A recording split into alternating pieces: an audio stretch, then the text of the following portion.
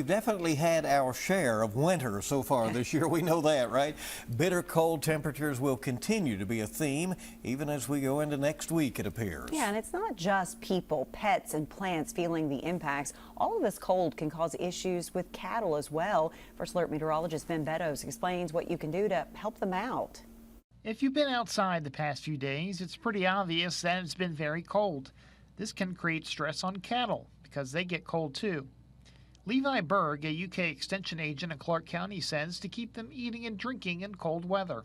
Your stomach's moving, keep them eating, especially with cattle, goats, any livestock. Keep them eating, keep them drinking, and that's going to be your best defense against the cold, because without it, they can be stressed, and then that could lead to a lot of issues, especially sometimes death.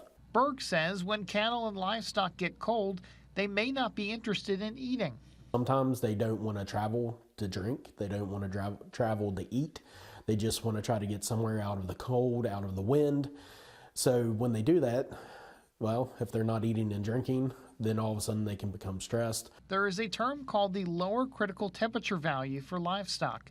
If the temperature gets below this certain value, more energy is required to maintain core body temperature.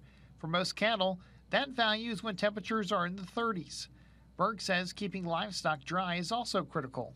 Dry animal, dry cow, for example, at 32 degrees, she may not show a single sign. However, if she's wet, she may start showing signs of being cold, even up at 45 to 50 degrees. So it's almost more of keep them dry and you're going to be just fine. Berg says food, water, and shelter are what you need to keep livestock warm in the winter.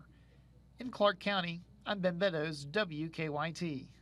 It is tough out there, and Berg also says that snow and ice on the ground can cause cattle and livestock to get colder faster. Now.